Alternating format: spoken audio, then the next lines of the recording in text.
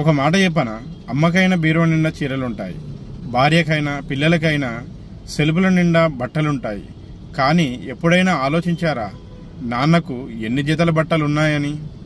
తను బయటికి వెళ్ళినప్పుడు, తన కోసం ఏదైనా కొనుక్కోవాలి అనుకున్నప్పుడు, తను ఏదైనా తినాలి అని అనుకున్నప్పుడు ఎన్నో విషయాలు ఆలోచిస్తాడు.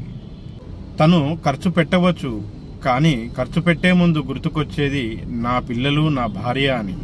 తను ఖర్చు పెట్టి తినవచ్చు, కానీ ఆగి వెనక్కి వెళ్ళి మంచినీళ్లతో సరిపెట్టుకునే గొప్ప గుణం ఎవరికైనా ఉందంటే అది తండ్రికి మాత్రమే.